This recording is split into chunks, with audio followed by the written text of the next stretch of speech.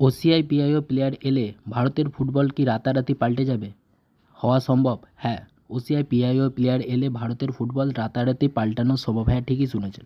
তারা যেই ক্লাবে খেলে এবং যেই পরিমাণে কোয়ালিটিতে খেলে, যেমন English premier league, UEFA champions লিগের মতো তারা প্রতিনিয়ত খেলতে থাকেন। তাদের কোয়ালিটি আমাদের সাধারণ ফুটবলারের থেকে মানের থেকে অনেক বেশি উন্নত, কারণ তারা প্রতিনিয়ত ভালো ক্লাবে এবং ভালো পরিচর্যায় থাকেন, ভালো কোয়ালিটিতে তারা সারা দিন রাত খেলে থাকেন। তাই ওসিআই পিআইও প্লেয়ার কীভাবে আসা সম্ভব? স্পোর্টস পাসপোর্ট বিল আনার কথা ভাবা হচ্ছে। স্পোর্টস পাসপোর্ট বিল কিন্তু ডুয়েল সিটিজেনশিপ নয়। ফিফাতে একটি ছাড় আছে ডুয়েল সিটিজেনশিপের ক্ষেত্রে।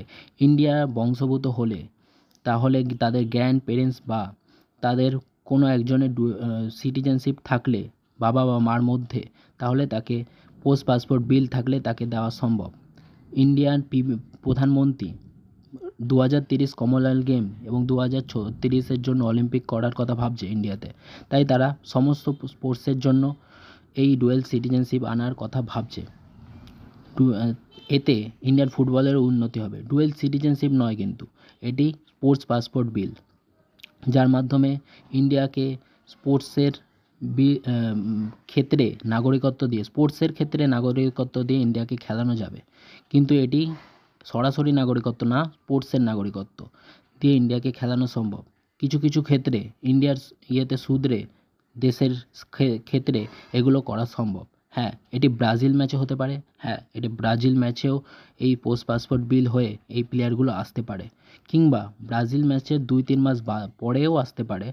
কিন্তু প্রধানমন্ত্রী এটা নিয়ে দ্রুত কাজ চালিয়ে যাচ্ছেন এবং তিনি নজরে রেখেছেন। ক্রীড়ামন্ত্রী তাকে খবর পাঠাচ্ছেন এই বিষয়ে।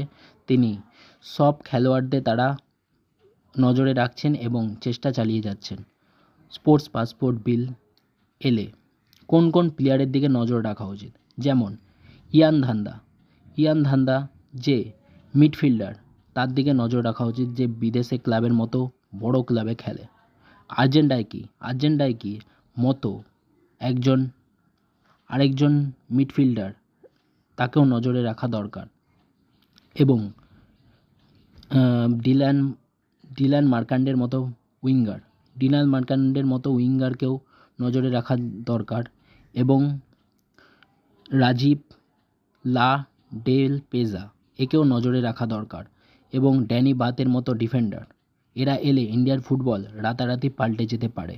হ্যাঁ, ঠিকই শুনছেন। এদের মতো প্লেয়ার, ইয়ান ধান্দার মতো মিডফিল্ডার, ড্যানি বাতের মতো ডিফেন্ডার, এবং ইয়ান ধান্দা যে বিদেশি ক্লাবে খেলে এবং তার অ্যাটাকিং মিডফিল্ডার তার মতো পেলে ভারতের অনেক সুবিধা হবে। এবং ড্যানি বাতের মতো ডিফেন্ডার যে ভারতের টিমে আসলে ভারতের অনেক সুবিধা হবে। সে বড় বড় প্লেয়ারদেরকে সেন্টার ডিফেন্সে আটকানোর তার ক্ষমতা আছে। এবং রাজীব দেল লাজার মতো উইঙ্গার এবং ডিলান মার্কান্ডের মতো উইঙ্গার, এবং ডিলান মার্কান্ডে যে উইঙ্গার হিসাবে, রাইট উইঙ্গার হিসাবে খুবই, এবং রাজীব ডেলজা পেজা মতো উইঙ্গার যে বিধ্বংসী উইঙ্গার এবং বড় বড় ক্লাবে খেলে এসেছে, চ্যাম্পিয়ন্স লিগেও খেলার অভিজ্ঞতা তার আছে। তারা পেলে ভারতের দিশা রাতারাতি বদলে যেতে পারে। এবং ইয়ান ধান্দা, ডিলান মার্কান্ডে, ড্যানি ব্রাত এবং রাজীব ডেল পেজা, এদের মতো প্লেয়ার ইন্ডিয়ার ফুটবলে এলে সত্যি ইন্ডিয়ার ফুটবলের লাভ হবে। এবং তার সাথে কিছু আন্ডার-23 প্লেয়ার এবং আনোয়ার আলী, আপুইয়া, ঝিঙ্গান, তাদের ভালো প্লেয়ার, রায়ান উইলিয়াম, ওদেরকে মিলিয়ে টিম যদি তৈরি করতে পারে, তাহলে ইন্ডিয়ারাও তৈরি আছে। ইন্ডিয়াদের বংশোদ্ভূত প্লেয়ার সারা পৃথিবীতে ছড়িয়ে আছে, তাই তাদেরকে ইউজ করতে পারলে সবথেকে ভালো হবে। তাই সেটা দেখার জন্য আমরা অধীর আগ্রহে বসে আছি। ইয়ান ধান্দা, ড্যানি ব্রাত, মার্কান্ডে এবং রাজীব, এদের মতো প্লেয়ার কবে ভারতের জার্সি পরে ভারতের হয়ে খেলতে মাঠে নামবে?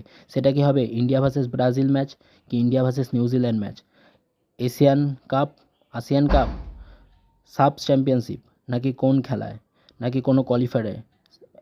সেটা কি লাগতে পারে 3 মাস, 4 মাস, 8 মাস, কিন্তু হবে তো নিশ্চয়ই, আমাদের আশা আছে। এইভাবে ভারতের ফুটবল ওসিআই পিআইয়ের মাধ্যমে এগিয়ে যেতে পারে। এরকম সব খবর পেতে চাইলে আমার চ্যানেল স্পোর্টস ফিভারে নজর রাখবেন।